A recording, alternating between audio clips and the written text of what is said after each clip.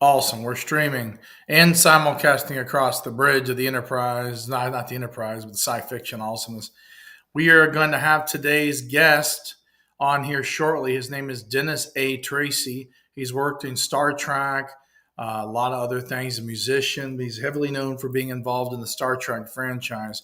But before we bring him on, I would like to showcase some things we're going to be working on here shortly. So that being said, we are going to show you a few things here. Let's see what we got here. We got that. Zoop. There's that. It is loading. Let's see what we got here. That. All right. I'm going to share some stuff here with everybody. We are going to be on January the 10th to the 12th in New Orleans, Louisiana at Fan Expo at the Ernst N. Memorial Convention Center. They're going to have a lot of great guests, including the entire cast of Back to the Future, including Michael J. Fox, Christopher Lloyd, Leah Thompson, and Tom Wilson, as well as the stars of Resident Alien, with Allen's going to be there, the stars of Lois and Clark, the stars of Smallville, including Michael Rosenbaum and Tom Welling. I got the animation voices that'll be there. A lot of animation voices coming there. A little bit from everything. They're adding more and more anime guests as well. They're getting ready to have some Dragon Ball Z actors, it looks like, and a whole bunch of other goodies. And they've got gaming stars. So what they got on the gaming stars here.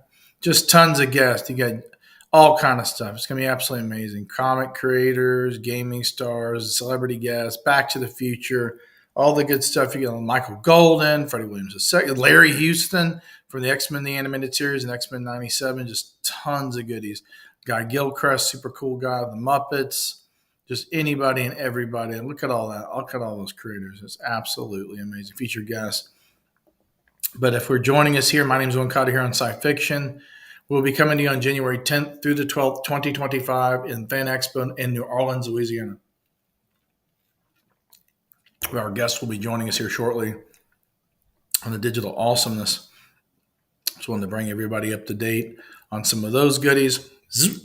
We're back.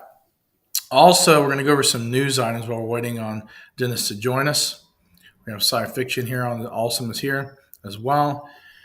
Arcane Season 2, Episode 2 reviews now live on the site. And Nautilus. We've been doing a lot of reviews on the Nautilus series based on, it's pretty much based on earlier prequel of Jules Verne's 20,000 Leagues Under the Sea. Seems like a pretty cool show so far. Waiting to see some more episodes. Marvel Studios, The Art of Ryan. Mentoring review of an amazing art book that Ryan did.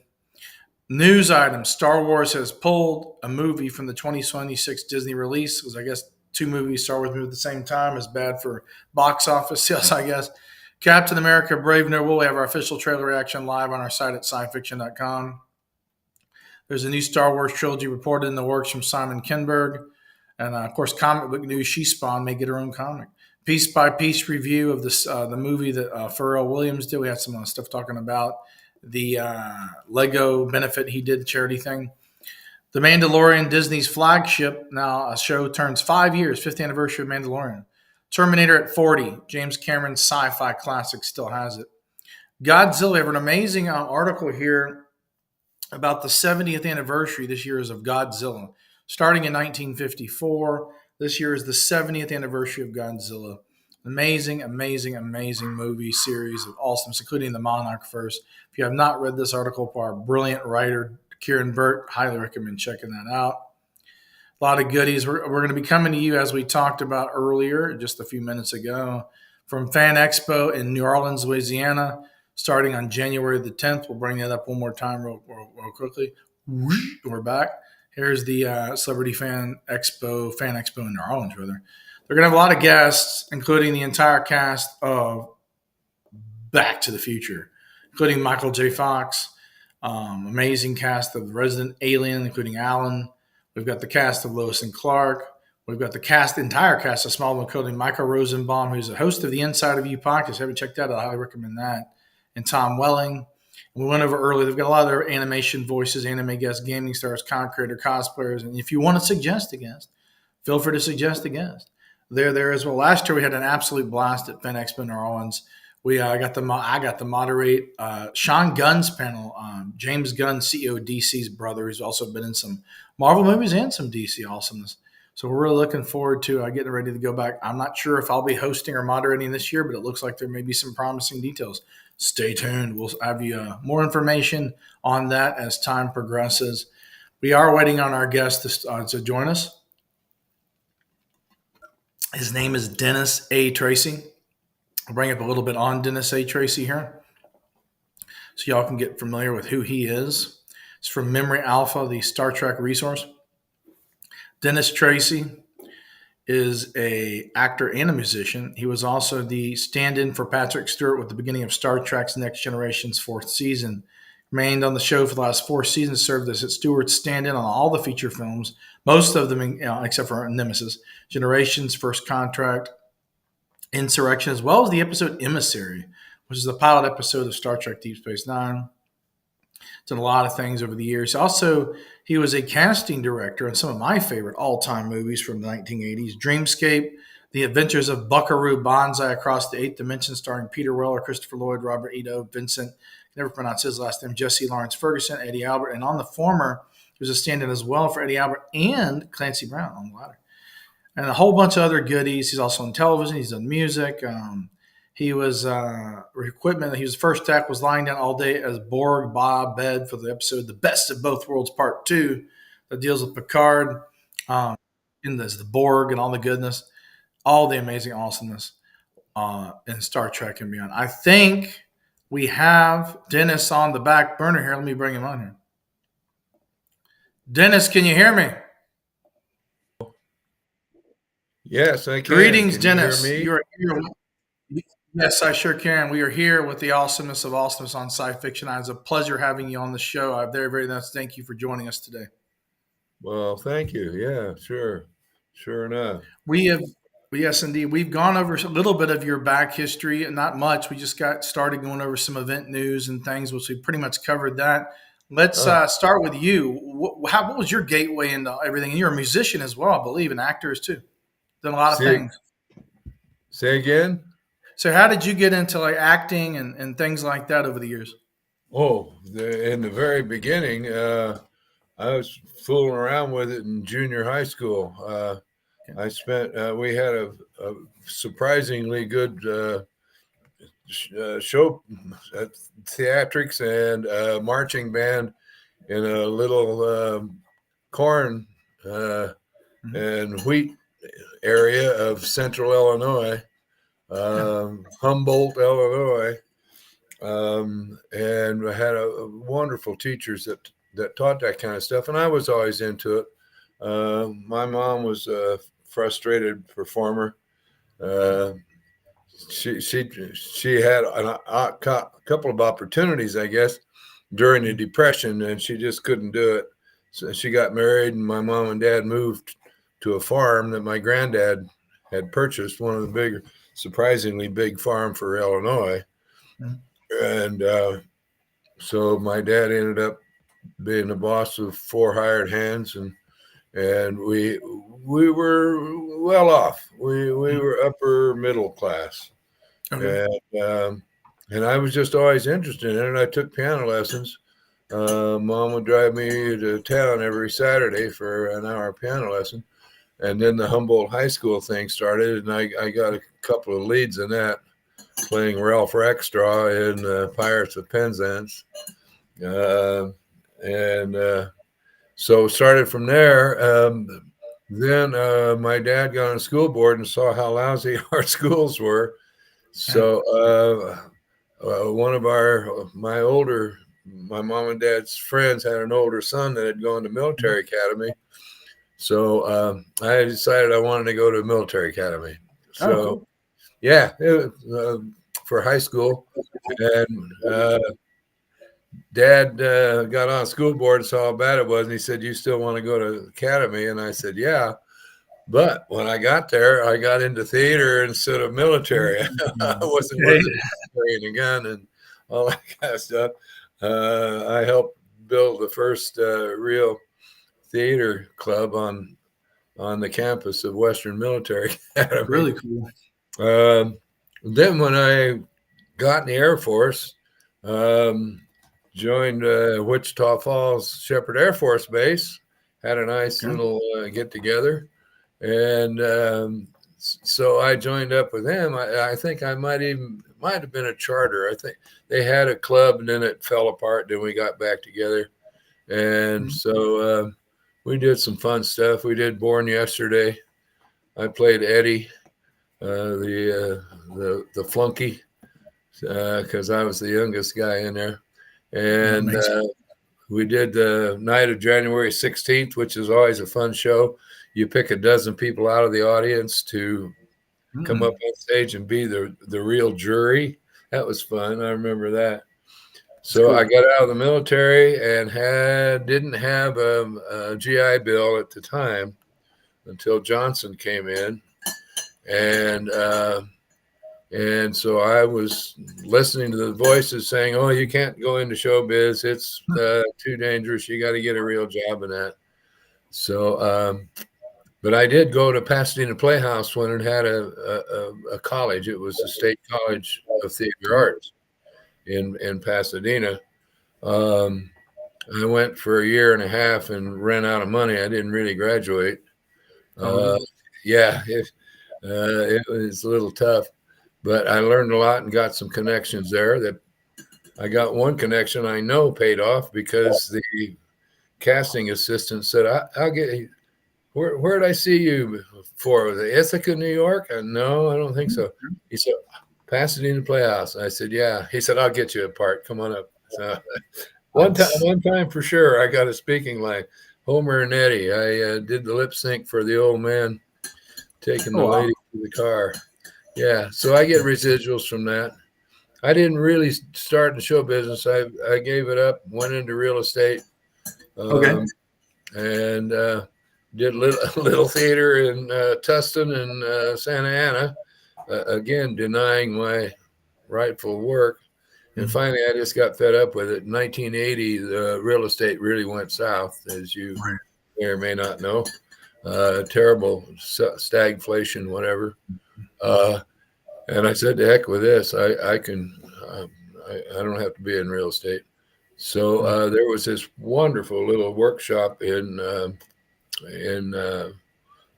down around Santa Ana area, and I got into that and met a woman named Nancy Mott, and she was hanging out at school, not necessarily wanting to be an actress, but somebody called for some people to be extras in motion pictures. Okay. In the real stuff, not local, Right. not local stuff. And so we got into it, and she met a friend that she had connected with from the Jaegers when they were in what's the whatever, Idaho. Idaho, yeah. I can't think anymore. I know what you're talking. I forget the name. I was talking about. Yeah. It's Idaho. And the showrunner said, Nancy, if you ever, she had gone to live, her husband wanted to live up in the woods, and that she didn't like it. And the Jaegers came to town, Andy Griffith's short-lived series. Okay, Andy Griffith, yeah. And they were on the street, and she was looking to somehow get into it. Their casting lady got a disease, pneumonia or something, I don't know. I went home to California, and Nancy was walking the streets. Claire, what the heck hell's the name of that town? Eclair. Anyway, somewhere out there. Eclair is something. It was 50 years ago. Who cares? She literally rounded the corner and ran into Andy Griffith. Oh, nice. And said, I want to work on your show. And he said, go over to the trailer and go in and talk to him. And she went in the trailer, and the showrunners said something to the effect of, "You live here in town, you know a lot of people, right?" "Yeah." "Well, our casting director had to go home. You start Mm. casting some people." So she did, and they got tired of Idaho, and they came back to LA. She Okay. went down to ABC Circle Films. I don't know if Mhm. that even still exists anymore. I don't know. I know ABC. I know about Circuit Phone. Yeah, and walked in and said, "Joe Blow sent me, said anytime I was here." And Okay. she got to meet Cammie Taylor. Mm. And our first thing that she got to cast was an ABC commercial on the Love Boat. All Oh the wow, working nice. people, yeah, on the Love Boat. Mhm. Um, but meanwhile, back at the ranch, I started signing up with extra groups, Okay. and I got on Under the Rainbow as an extra. Very It's cool. Chevy Chase and Mhm. Princess Leia. Yep, Carrie Fisher. uh, That's right. yeah, and that bunch. And that was a crazy show. Uh, Steve Rash and Ed, what's his name? I'm getting old, Owen. I don't I remember can't all the remember names. all their names. There's a lot of Yeah. actors. Um, they had made a fortune off of the Buddy Holly story. Okay. And they took that money to make Under the Rainbow, Mhm. as well as buy as much Coke as they could possibly buy Jeez. any time of the day or night. Right. And it This was was the '80s. So everybody. kind of a crazy set. Pulled up to the gate for one day's work, and the guard at the gate said, "You on Under the Rainbow?" I said, "Yeah." He said, "Go on home. Carrie is sick." Jeez. "Oh, okay." Wow. So It's the '80s. It's the '80s. Wow. yeah, and so I got it. The point of this story is I ended up on the set like 5 days in the Hooverville, as they called it, which was based on true stories. The camp with people having their place to have coffee and listen to the radio and survive in the 30s, and met Corky Hubbard, the little person who Okay. was part of the story of Under the Rainbow, is how all the little people of the world Right. came came to California to work in the movies, and the Awesome. crazy stuff they have. Corky invited me to his dressing trailer, and I went in, and there was like 5 or 6 little people, all Mhm. coked out of their minds. Wow. With their real voices, they were just. I'm going, holy Christ! I'm in Hollywood. Oh my God! Hollywood. It's Hollywood. Yeah. Yeah. 1980. Yeah. Um, so I get on the set, and I was on the set with all the other extras. And his PA, production assistant, comes running over and says, "Your friend Linda said you might be interested in having a spot here, but you got to get your hair cut off. Hmm. You got to be bald." Ed and the producers want a bald guy in the scene. They're on coke. They don't know what they want. Uh, so I get my head shaved. I said, "Sure, I'll do it." So they set me out in front of the soundstage on a stool, and the makeup guy shaves my head, and there's American Indians walking by, and a couple of stewardesses for a commercial. I said, "Boy, I am really in Hollywood now. Hollywood. That's I right. am, boy. I'm going to make $35 today and get my head shaved." Can't So beat I that. get on the set, and uh, director comes over and goes, What's this?" "Oh, we shaved his head. He thought it'd be good." "Oh, okay." So Speedy, the sound man, they nicknamed me Speedy, Mhm. comes over and starts putting a microphone on me. And I said, "What's this?" He said, "Your line." "Okay, fine with me." Mhm. So before we got too set up, the paperwork came in, and I signed in to get my Screen Actors Guild Oh union wow. card. The Very whole cool. point of getting off onto this story is uh, thanks to a lot of Coca-Cola or something. I don't know. Crazy world we're living in. Oh yeah. But I went down to SAG the next week and bought my card, and I've been a SAG member now for 42 years. Very cool. Um, got on the Love Boat for the commercial, and the guy that's doing the makeup and the hair is the same guy that shaved my head on Under the Rainbow. Well, Wow. hey, how you doing? Hey, what's up? That's Yeah, awesome. little things like that add up to memories. Mhm. Um, my thought is when Gene Kelly's house Mhm. burned down in the famous Bel Air fire. Oh, Uh, okay. I heard of this. Yeah. yeah, it was huge, Yeah. Yeah. big fire, big people. Mhm. Uh, he lost everything. He said, I may have lost my plaques and my awards Mhm. and my statues, but I've got my memories. Yeah. Yeah, Very cool. that's what you ultimately end up with is your memories. And I've got some great ones because I really got into it because I started being Nancy's sidekick. I started casting Mhm. extras on various films and kept in touch with all the casting directors, including Central. And Okay. we did some stuff. We did Electric Boogaloo. We did Buckaroo Banzai. Oh, I love that film. That's one of The my all-time thrill, favorites. Yeah. my single thrill. I was on the inside. I went in with Dennis Jones, Mhm. the showrunner, Mhm. and he helped. I helped him with the casting. I helped with doing screen testing of certain faces to be the electroids. I can walk in and out of MGM like I own the place. Right. And, oh, it was just wonderful. I was on the set to coordinate the extras. Mhm. Um, I was there when Dr. Lizardo gets out. I was behind the Emilio camera. Lizardo. Yeah. Lithgow. Lithgow. Oh, just and then Big Booty. It's Booty. Mhm. It's Booty. Hey. Christopher Lloyd.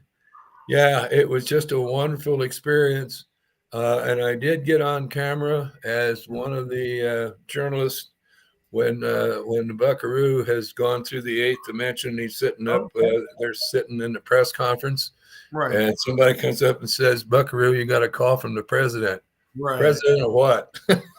President of the States. Uh, and then they shoot him up and they run out of the building and they cut back and they did a second unit of people milling around going, oh my God, we've been shot at. But they Right. didn't use it. So I didn't get on camera with Buckaroo. But I got the Buckaroo Banzai team jacket. Oh, no, there you go. I got It's my awesome. jacket, baby. Yeah, that was another memory. So Super. yeah, those were kind of big things. We did Fear City, which you might not have heard of, but it was Tom Berenger. Okay. Um, yeah, Don Chong. Oh, is he the guy that did? No, I'm thinking of the guy I did Big Trouble in Little China. Might have been. I don't know that cast. Right, there's a lot of actors out there. Go ahead. Yeah. Um, um, so yeah, we did a bunch of middle class things, um, and then coming home from work on Club Life, interesting movie with a small budget, Mhm. um, but excuse me, Tony Curtis says he'd just gotten out of rehab. Okay. And The 80s. oh yeah, the cokey days of the '80s, baby. I'm telling you, it was scary. Uh, and Michael Parks and Dee Wallace, Oh, and Dee it, Wallace from E.T., yeah. yeah, oh, wonderful woman. She was like associate producer or something on this, Mhm. and it was a story about people in a meat market back in the days. The meat market was really the Mhm. big thing. Everybody had to stay single so they could go mingle. Um, and a young fellow who I looked him up a few weeks ago. His Mhm. IMDb is only about 4 or 5 films. Okay. Parsekian was his last name, and Mhm. it follows him through the story. And Michael Parks is the bouncer, and Tony Curtis owns the place. Hmm. Uh, really fascinating to work on. Hmm. Um, but coming home after rap one night, Sunset and Vine. Okay, No, I know. Sunset and Cameron. I still live in Anyway, LA for a bit. I know that. yeah, T-Bone, bang, got hit by a Ooh. big old Wow. Buick. Woke up in my car with the with the fireman saying, "Don't move, sir. Your back may be broken." I Oh, went, "Oh, wow. this sounds like fun," but I wiggled everything and it all worked. Mm-hmm. Um, so that put me out of commission for a while, Mm-hmm. and Nancy started slowing down with her work, and I got a call from Lansing Parker, who's produced a few things now, and Okay. this is now 84, Okay. uh, and he needed help at Atmosphere Agency, which was his casting agency. Yeah. So again, I got to cast some good stuff. Pritzi's Honor, I can remember right off the top of my head, um, and some of the newly in '82 we started doing. Yeah, Nancy and I even did a few videos, rock videos. Music videos. Okay. Yeah, I remember distinctly. We came home one afternoon in '82, and her son, 12 years old, looking at a new television Right. at work, and we said, "What's that?" And he said, "Oh, it's all music." And we went. It Mhm. was MTV had just On started. TV. Yeah. Yeah, Okay. I got to do "Smuggler's Blues," Okay. one of my all-time favorite songs. Very cool. Huh? That was Glenn. on music video for MTV. Yeah, Was right, exactly there. Yeah, very yeah. cool. Uh, Glenn Fry. We Mm-hmm. did "I Can't Drive 55" with Sammy Hagar. Sammy Um, Hagar. You know, he has a rum line now. Sammy Hagar has got a macadamia nut infused rum. It's absolutely amazing. I haven't looked him up in a while. I have to look him He's up. good. It's a good rum. Yeah. Great guy. When he went with Eddie and the rest of Van Halen, he gave Mhm. everybody in his band a year's salary. Wow. Said, sorry, All I up got front. All up front. all the what? All at the same. All at once at the same time. All up front. Apparently so. Yeah, I got to Awesome. go. Eddie's calling. Here you go. Yeah, just a sweetheart of a guy.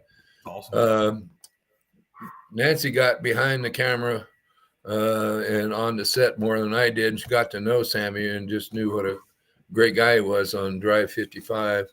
Um, and so, yeah, we did Donna Summer's Here Goes My Baby, moving on down the line. It didn't make a big hit, uh, but it was wonderful working Mhm. with Donna. And of course, we Mhm. lost her in 9/11 later.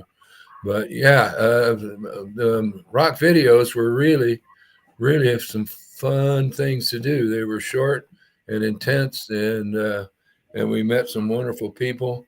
I am the Royal Air Force captain that directs uh, um, Pat Benatar and her husband and Judge Reinhold in Okay. um, the midnight Oh wow. shadows of the night. 2009. Yeah. Something like that. Yeah, I got on that. So yeah, I got a little work there. Mhm. Didn't pay a whole lot, but it was fun working with some wonderful Right. people. So yeah, I just got more and more into it. I didn't start till I was 40, Owen. Mhm. Uh, Okay. I, Happened. I mean, William Shatner himself didn't start getting ramped up till he was in his 40s himself. yes, sir. Yeah, Right. it does. It can happen. I Mhm. didn't get anything gigantic, but I got some wonderful lines with some wonderful people. Um, and so then Mhm. I'm between engagements, as they say. Atmosphere was breaking up, Mhm. and so I was wondering what I was going to do next. I could Mhm. always do extra work. There's a lot of extra casting now. Central casting is not the only Right. casting like it used to be. And I get a call from Retha Gray, Mhm. beautiful young. When I say young, she's my age now. Um, um, South Central, right down by the Coliseum. She took Okay. it. Her father was one of the main black um, medical doctors, MDs, family Mhm. doctors in that part of town, right across the street from the Coliseum, and right in that area. And I went in and I cast a couple of things for her, Mhm. movies of the week. Um, Okay. Split Ticket with Barbara Eden and John Forsythe. That was fun, Mhm. interesting working with them. Um, and so I come in to pick up my check or something. I walk in and she said, Central's been calling. Central's been calling. There you Oh, go. yeah. What do they want? They want you. They want you to call in. Okay. Uh, I think it's something to do with your bald head. And somebody at Central went through the files and found bald headed 40-year-old guys.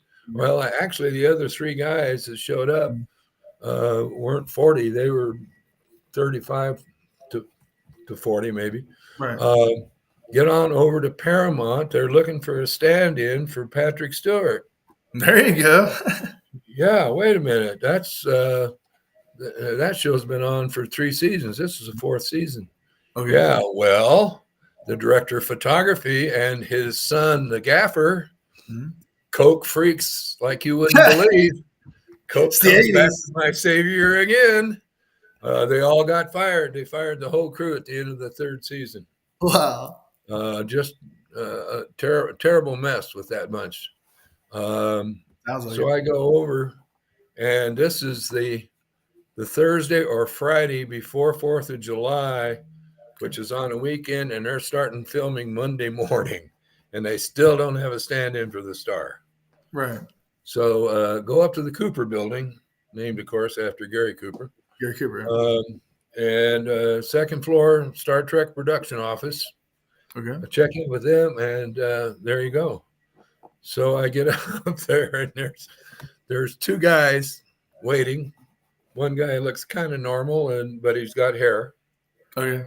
The other guy is Henry Cusimano. I'll never forget that name because I had cast him so frequently before as an extra, and they're picking among extras to be stand-ins because Right. for your listeners that don't know, stand-in simply stands in the light when they are adjusting the lights to get the right angle of the star. They don't want the star standing there the whole time. So Right. you stand in the lights till they get the lights adjusted. So Okay. you got to do nothing but stand there while they focus on you. Right. Well, Henry, dear Henry, I loved him to death, but he had a twitch in his neck. Okay. He would be just normal as everything, but the twitch in the neck. Can you imagine a DP trying to focus with that Focus going? it up. I'm saying to myself, well, so far, so good. Wow. The last guy shows up slightly late with hair all over his head and a T-shirt with a tequila bottle on it. That was a good way to audition. I was saying to myself, this is getting better all the time. Good. Wow. Really better all the time. So they all get called in. I think I was probably the last one called in. Met Patrick Stewart, met Marvin Rush, the famous director of photography. Can't think of his name. Wasn't Rob Roy. Anyway, it's the showrunner. Right.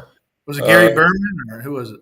Say again? Yeah, Gary Berman or maybe that was the one from like the Star Trek TNG. There might have been some others. I should have written these things down before I got on with you. Oh, good. There's a lot of them on the show. So Oh, yeah. This guy had come over after Little House on the Prairie had died. Okay. Michael Landon show, yeah. Landy's show, yeah. He was the showrunner there, and he came on over.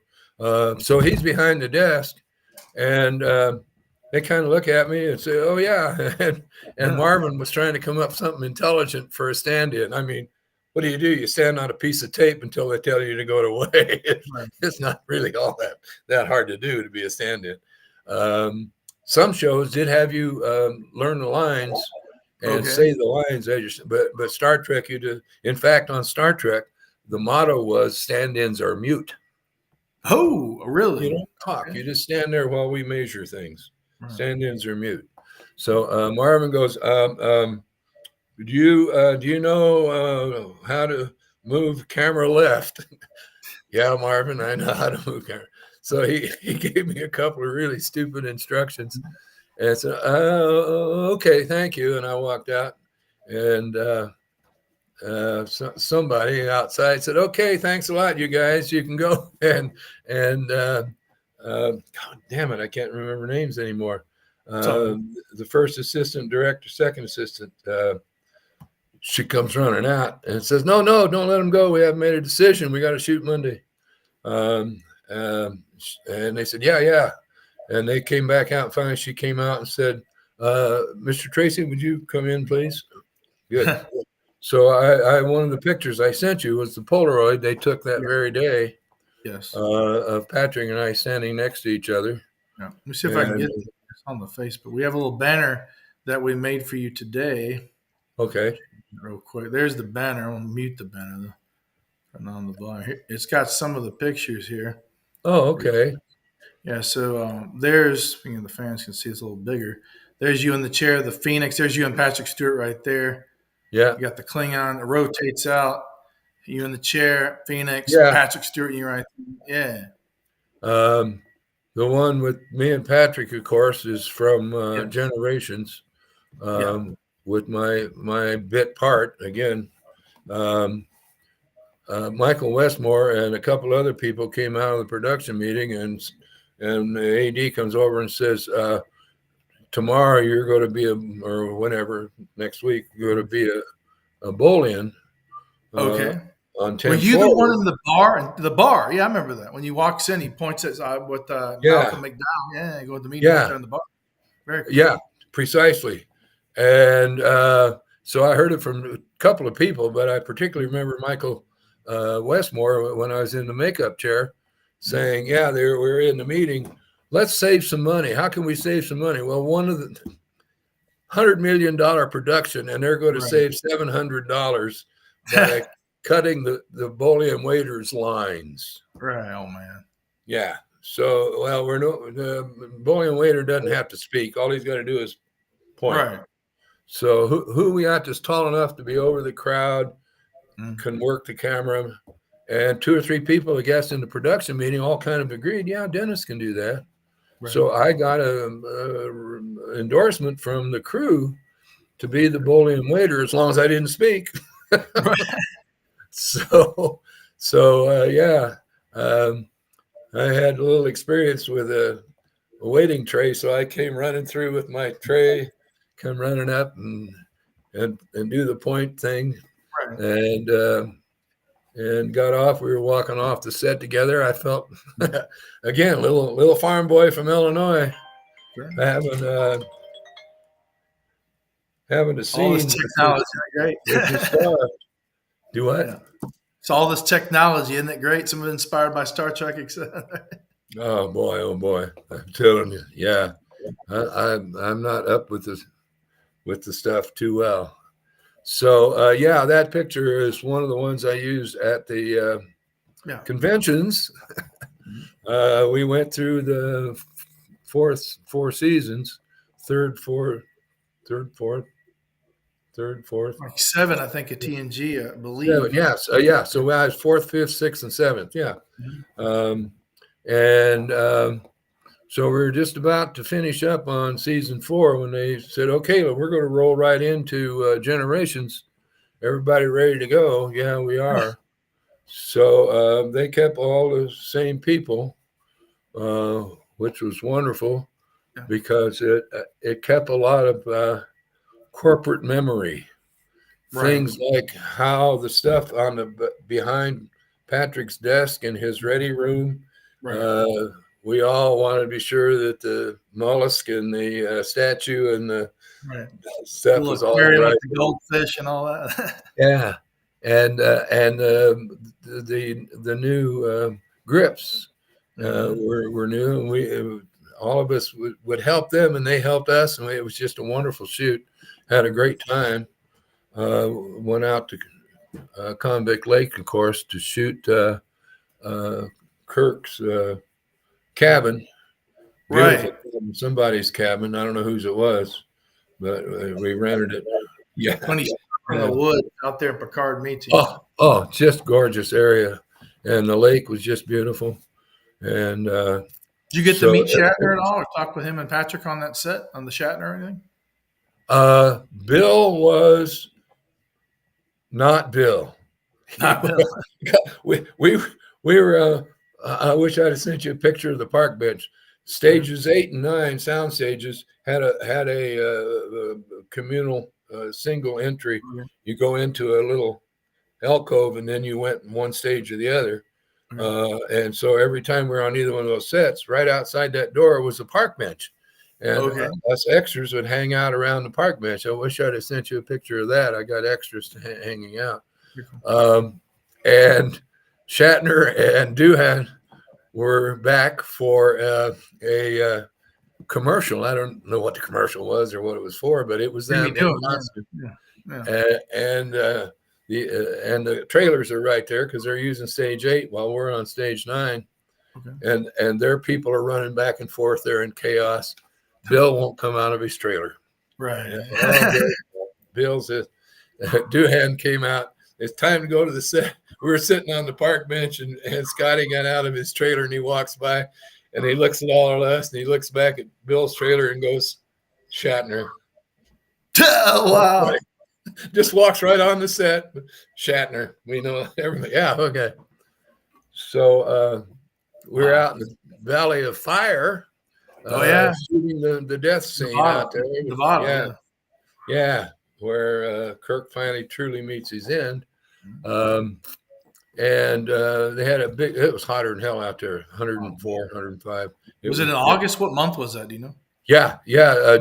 Hottest month of right there. Late July, early August. Yeah, it was 14 week shoot schedule all over the place, but it was really hot up there. And we ate in a tent, had wonderful food.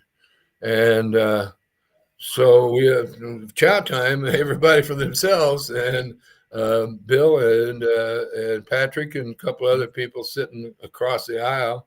And I'm sitting with the extras in the stand-ins, almost arm's length. And I got my camera. We weren't supposed to take pictures on the set, not at Paramount. But yeah, a little loose when you're out and about. So I've taken pictures with my cute little camera, and Bill goes, "Hey, let me see that. That looks like a great camera." Shatner's talking to me? My God. So I hand it to him, and he goes, "Oh, yeah, that's really wonderful." Yeah. Okay, that was that. But he knew who I was, knew what I did and that. And so, of course, Patrick and I talked a lot. We never became chums. But he's a pretty nice guy, though. He's a pretty cool dude. Yeah. Just pleasant as they can be. One day we were on the D, on the bridge, and he said something that he thought was racist. I don't know if anybody else did, but he called the crew together and stood them all up in front of the bridge and said, "I am sorry." He complete, honest, sincere apology, and we all kind of went, "Oh, okay, that's fine." But he is that kind of guy. He doesn't do that kind of stuff. He's a gentleman, right? So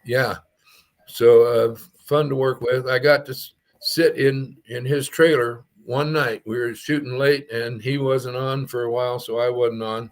He said, "Can you come over to the trailer and help?" And I said, "Sure." He had 500 or so 8x10s color that some outfit, maybe yours or somebody's, somebody bought the autograph picture thing. So he had to do a bunch of them.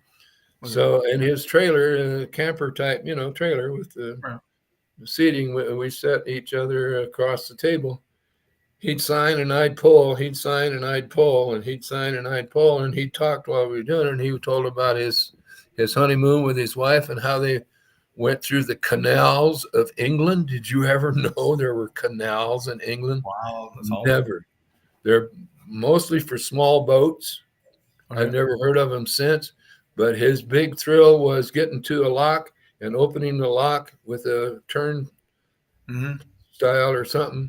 And getting the boat through, and he just went off on that story about he and his wife doing that.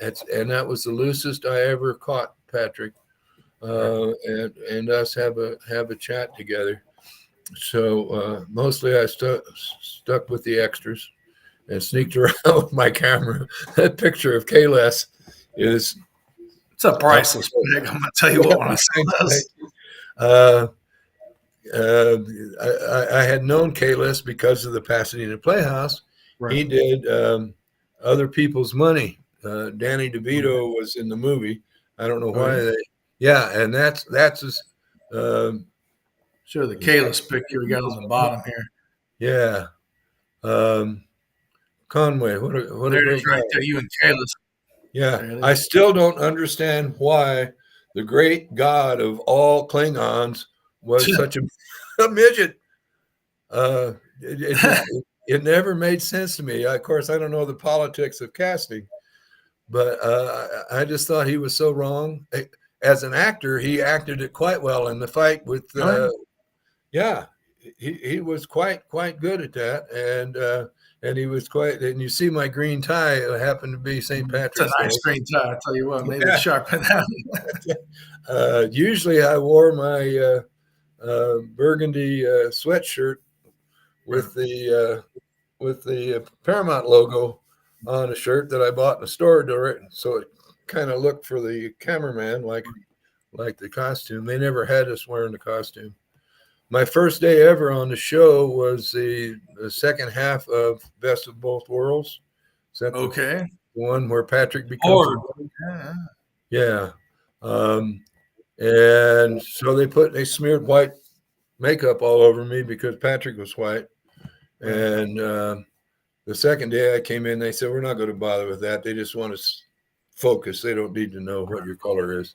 So so I got to lay on the Borg bed for my first day's work. Only extra that laid down for his job all day. That's awesome. So yeah, that was the beginning of Next Generation, and then Generations, and then your favorite and my favorite, and probably a lot of people was First Contact. Okay. First Contact. Right? First You worked on the Contact. ICBM with the missile. You had a picture with the Phoenix. How was it like being in that, like the whole area? Oh, I got to tell you a long story about that. That is a real missile in a real missile silo about 40 miles north of the Mexican border. Oh, wow. On a highway running from Mexico into Tucson. Okay, Arizona. Okay. It's my sister lives there. Say again? My sister actually lives in Tucson. So. Then she probably knows about the Mine. site. You drive out towards Mexico, the most vehicles you see come up and down the road are immigration green immigration trucks running up and down. You turn off westbound and go down a dirt road, and you come to this enclave. It's not exactly a campus or anything, but it's an enclave. I'm doing things, and you can't see it anyway. And there's a missile, and it's sitting in the silo. And we pull in and get out, and the trucks are already there, and they're setting up, and it's a real Titan. We got to meet the curators, if you were, because it's essentially a museum now, and I bet it's still going, maybe not.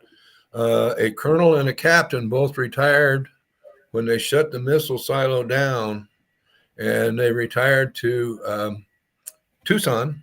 Okay. And they petitioned the military to have that missile empty, of course, sitting so people could come and see what it was really like. And so when we got in, first time I went down in it, again, I got pictures. I got so damn many pictures I wasn't supposed to take. I got a picture. Cool picture. Very cool. Huh? Yeah. Desk drawers still had the sign out sheet in them for signing off. Everything was still there. When that time in the Cold War ended, everybody just got up and walked out. Right. Everything was still there except the dangerous stuff. Right. That was just fascinating as hell. But here's the story, and I still don't know if it's true, but I think it is. When they got the permission to do the missile thing, they contacted Russia and said, we would like to have a missile in the silo for purposes, and we'll have nothing on it and that. And in fact, they got a practice missile from Kansas City, which never had a warhead on it and never had fuel in it. So it's completely empty Titan missile. And the Russians said, well, okay, but you got to leave the door open, the big door, and you got to have the missile laying on the ground outside. Okay. Can't have the missile in the silo. Right. So, but somewhere along the line, we got the missile in the silo. And you know how big $150 million massive is. Here comes the trucks. Here comes the makeup. Here comes the generators. Here's 150, 200 people showing up. Red phone goes off. What's going on in the movie, in the silo? Oh, we're shooting a movie called Star Trek. And the Russian guy goes, oh, yeah, we love Star Trek. That's very cool. Oh, yeah. So we got instant permission from Russia. Again, it's a good story, even if it's not true. Great story, fantastic. Yeah, hopefully it's true. So we got down in there, and Alfred Woodard was just wonderful to work with. Picard, you son of a bitch. Oh boy, somebody finally got to tell Picard off. Her scene, I think it was son of a bitch that she said. Yeah, something like that. Yeah, that was on the ship. But Gene, great bird of the galaxy, one of his favorite lines was, "The Enterprise is the star." And that is exactly what is happening. The Enterprise is the star. You can change captains all you want. You can have Pike. You can have Cisco. You can have Cisco was Card, Kirk. What did Ronnie played a temporary captain when Ron Cox. Yeah. He was a captain. He's a bluegrass musician, I believe now. Isn't he a bluegrass musician or something like that? Ronnie Cox. Yeah. He was in Deliverance. So that's where he got into the music thing. Jellicoe, his character was Captain Jellicoe. Captain Jellicoe, yes, yeah, and so yeah, you can do that, but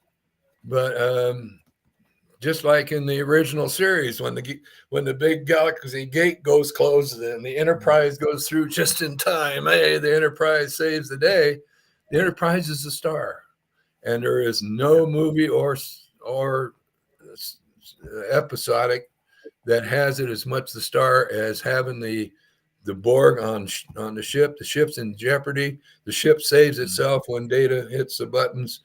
It is actually the big thing. Do you know how much Marina has been harassed for crashing the ships? Crashing the ship. Yeah. Wow. So other than the disc being crashed, we got out of it pretty much unscathed, which was a perfect setup to go on to the E. True. But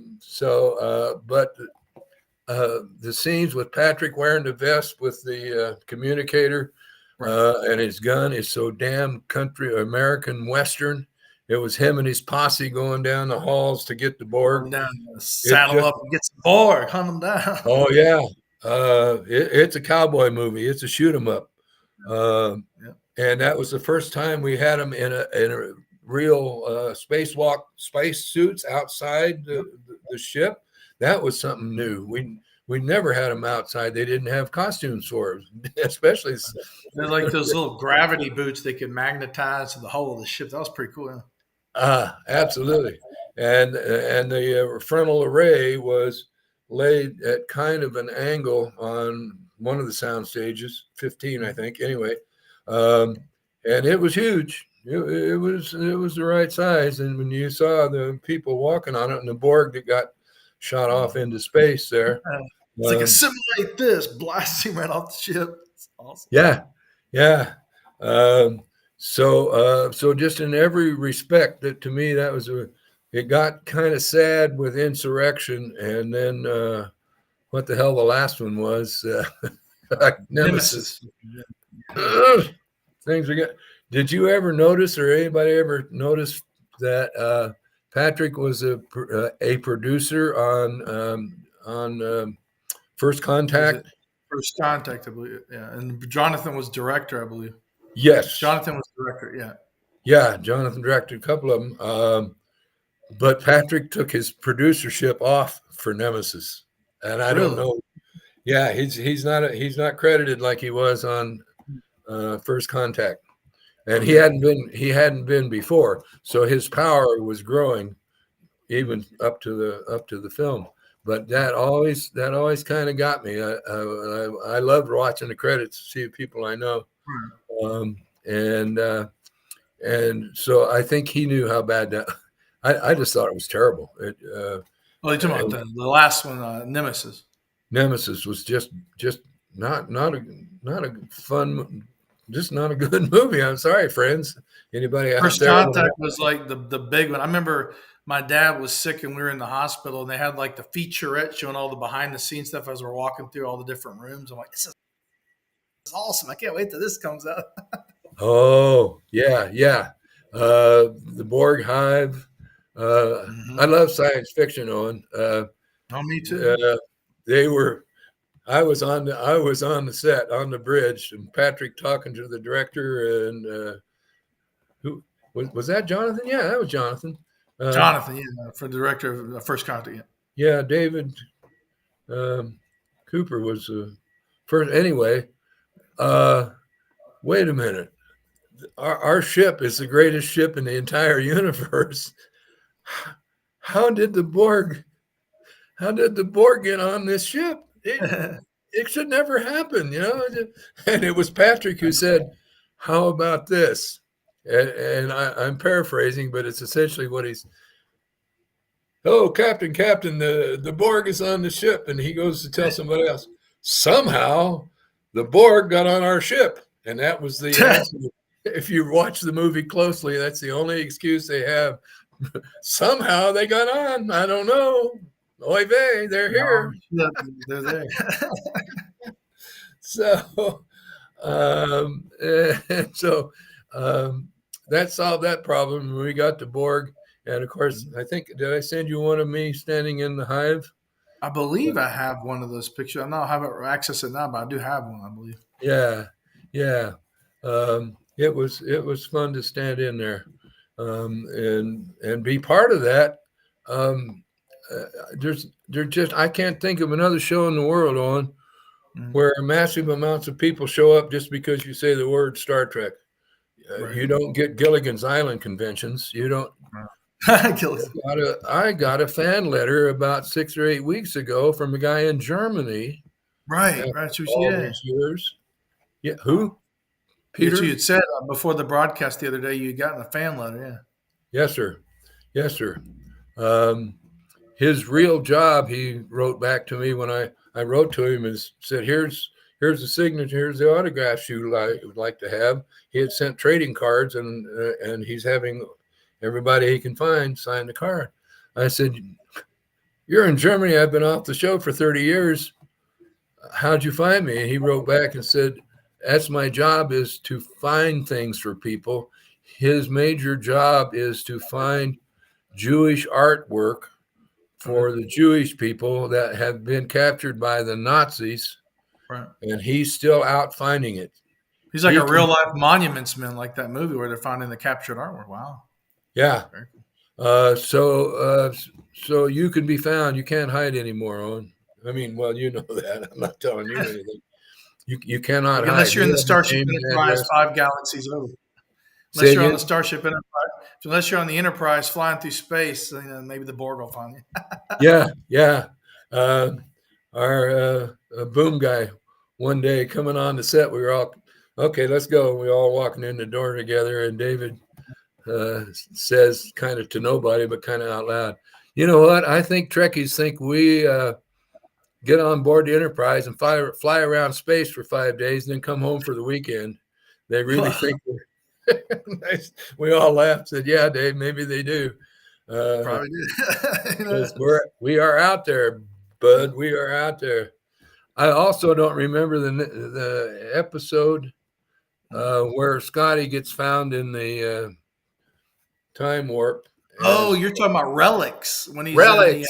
USS Yeah. Janolan on the Dyson Sphere crash, and him and Geordi have to fix the ship to save the day. Yeah, it's a You great, got it's that. a classic episode. That's why I'm sitting in the original series chair in that picture. Okay, let me show That that real is, quick. which, by the way, is not the original chair because that was stolen. Somebody probably sold it on eBay. Uh, A lot of money for so, it. yeah, I think it's there There it somewhere. is, right there. Yeah, there you go. Where's it? Yeah, so I have a couple dozen more pictures, but the picture of the stand-ins, I think I Mhm. sent you 2 pictures of a You're right bunch here of on top. strange Yep, people. yep, Um, the one on the D was yep, the mostly used people. yeah. Uh, strange when um, Bergman, God dang, Dennis, Rick Berman. Rick Berman, yeah, hell, Yeah. Bergman. Well, Bergman took over more or less. Uh, tasty little things like having a extra or a stand-in occasionally have a line. Just didn't happen. Just did Mhm. not happen. Uh, uh, Marina stand-in got to scream in a dream. Ah! And the dream cut. That's it. They gave me the waiter part on the bullion scene in 10 forward because it didn't speak. Right. They just didn't let us do much of anything. Data stand-in, who is over my left shoulder, Spike, Tim McCormick, had a master's degree in directing, and they wouldn't let him speak. Oh He did a wow. couple of silent bits. Why not? He's as good an actor as anybody on the show to say one line or two. So we didn't get a lot of action. We didn't get seen much. You'll see me in Tapestry as the man in the gray flannel suit, the civilian Mhm. reading a newspaper, which you hardly Yeah. see, but I'm there. That was exactly what it said. It was copied directly from Gregory Peck in Mhm. 1947, Great Man in Gray Flannel And, Suit. you got Ethan Peck playing Spock now on the new series. Got Ethan. Ethan Peck, Gregory's grandson's playing Spock in the new series. Oh, that's a little trivia I didn't know. Yeah. I wasn't aware of. Yeah. So these things sometimes just overlap Mhm. so wonderfully and so strangely. And if you're into it and you know what you're doing and you love it as much as I do, I got to be a silent bit in a movie called Slam Dance. Okay. Probably one of the worst movies you'll ever see. uh, but the scene at the rich people's party, the Mhm. people in the tuxedos and the fancy clothes included not Molly, Dennis Perkins. Uh, Anthony Perkins. no, the woman that was she was Anne Frank. Okay. Who? Millie, not Molly. Yeah, Billy. Millie Perkins. And the guy that climbs over the banister and comes up to meet him is Tom Hulce. And I'm Hmm. standing there in my tuxedo going, holy Toledo, I am standing between Anne Frank and Amadeus. Wow, that's awesome. That's worth more than money to me, Owen. I have that memory that I'll never forget of being around those kind of people. I remember quite clearly the day that Ben Vereen came on the set of Star Trek after almost dying in that uh, uh, accident on Malibu when he got hit by a car and Right. he was in the hospital for weeks and months. And Star Trek was he came in as Geordi's dad. Hmm. Yeah. Uh, the, the thrill that went through the group because it was Ben Vereen and he was alive, and it's love. It's truly love for these people, and the way they care for each other. They don't care too much for the stand-ins, but that's beside the point. Yeah, stand-ins are mute. Okay, hush. Uh, I got Marvin real bad one time. I hope Marvin's not watching. He's in Utah or someplace now. He's retired from it. He's on IMDb somewhere. We're standing on our marks and we're talking about something. And Are you talking about the shot? He says real loud. And the two or three or four of us went, no, we're not talking about the shot. Stand-ins are mute. Okay. So X amount of time later, I don't know, months later, a year later, we're standing on the mark and we're talking about our lighting and where we're standing. Are you talking about the shot? And I said, yes, sir. And it burned Marvin in front of the whole crew. And I don't think he really liked me too much thereafter ever. But I told the truth. We were precisely what we were talking about is how the shot was working. So, but I got a kick out of Marvin. He knew what he knew, and he knew it well, and he did it well. He bought a used MGA sports car, Okay. took it home, went in his garage and exploded it, and took it and took the parts apart and laid them. Okay. Exploded it on the floor of his garage, reworked every single piece, and put it back together as a perfect car. I could never do that in my life. Right. He flew a either. helicopter. I said, Marvin, were you in the military? No, I just thought I'd get a helicopter. Wow. So he got a Robinson and flew helicopters.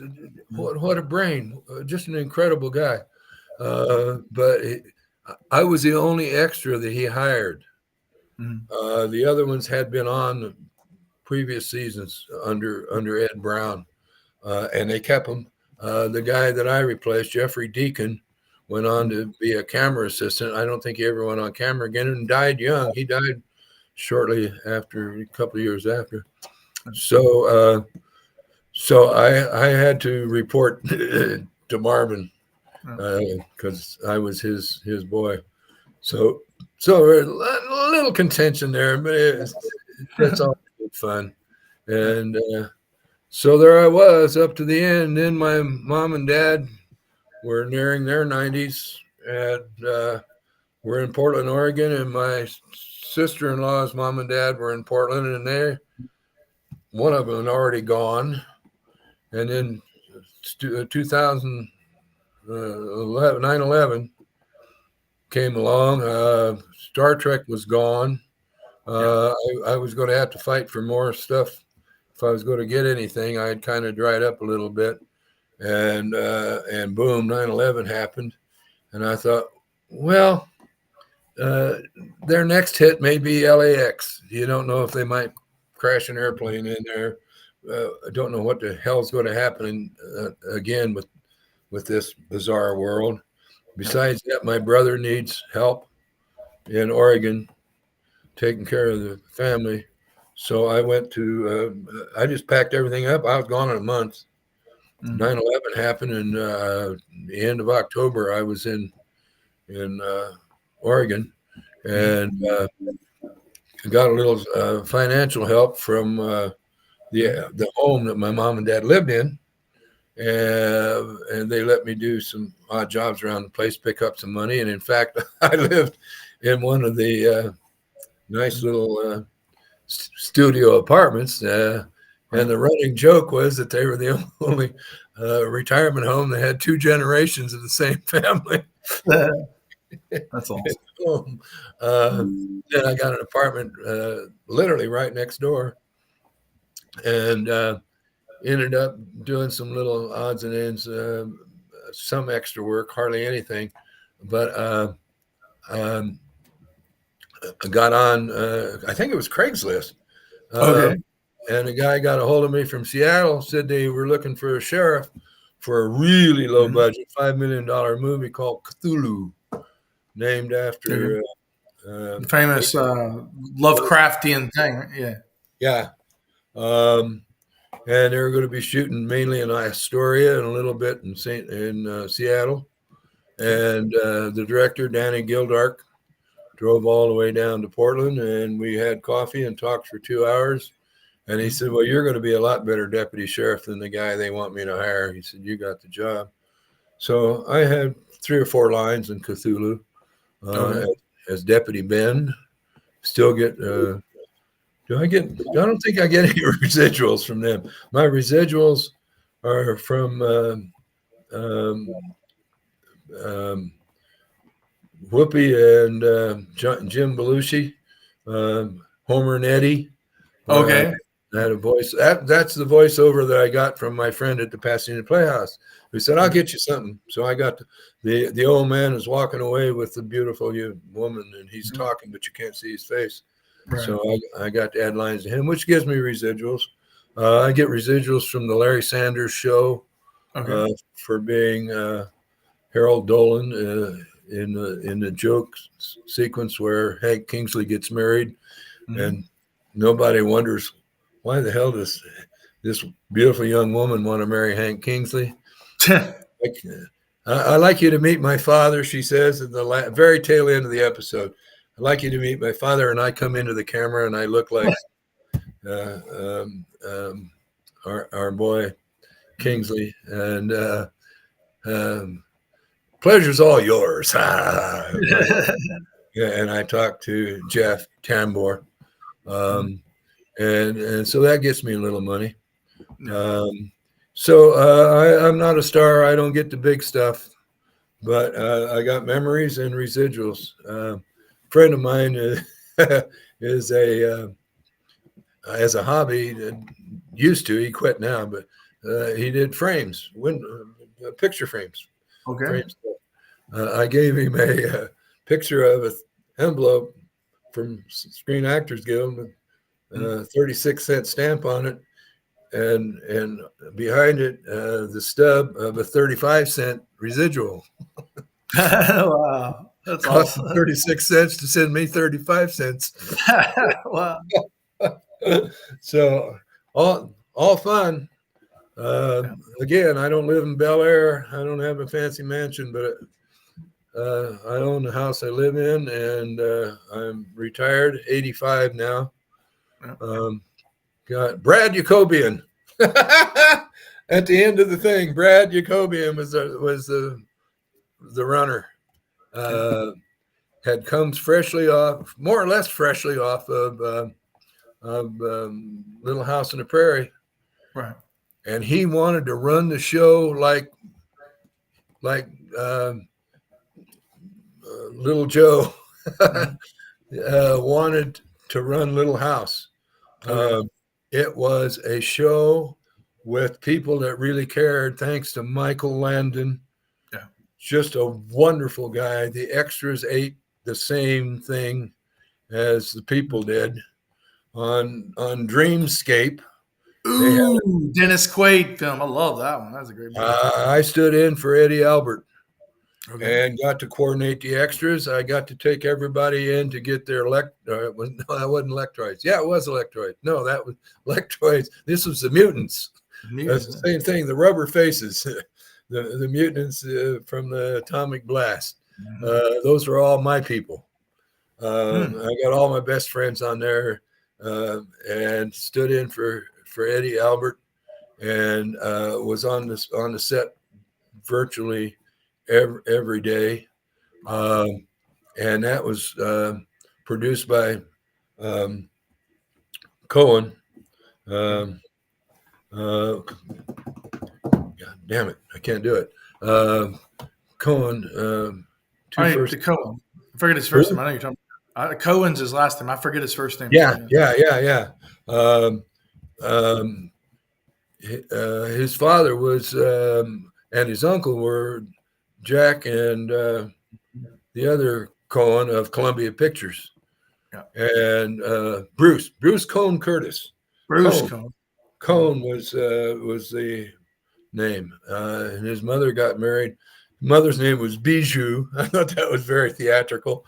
Uh, and Bruce was not a friendly person.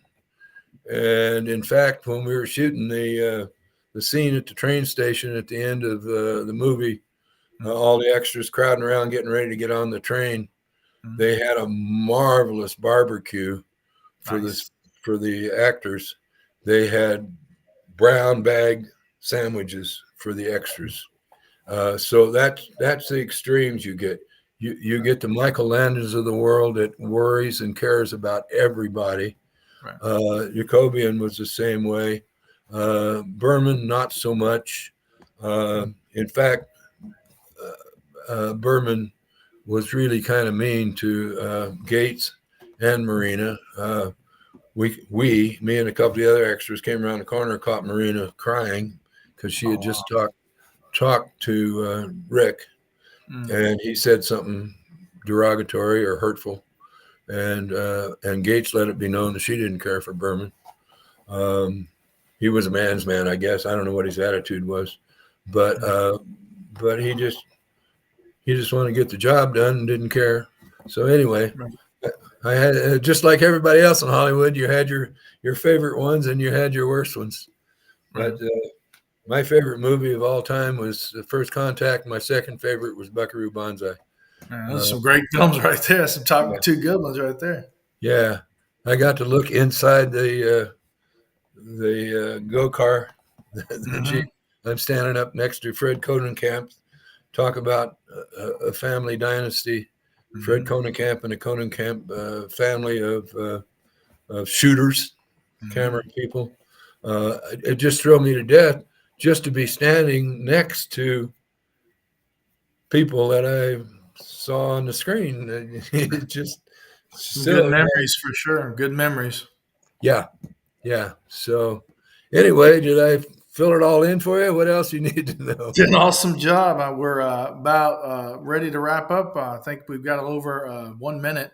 I wanted to Oh, thank you so much for joining me, Dennis, on this broadcast. It was an absolute pleasure hearing all these awesome stories, man. it's just such a thrill to have to be on something where 35 years later, I went on the set the Monday after 4th of July, 1990. Okay. So 34 years ago, I went to work Up on on the set. 35 years almost, yeah. Yeah. Okay. So, and no other show in the world, I don't think, I went to nine conventions and I finally just kind of gave it up just to see a stand in. They didn't even need to see a star. It's all good. Uh, Do you like the I got, conventions? Did you have a good time at them? say again. Did you like the conventions? Did you have a good time at them? Oh, there's no people like Trekkies. No. They are into true science.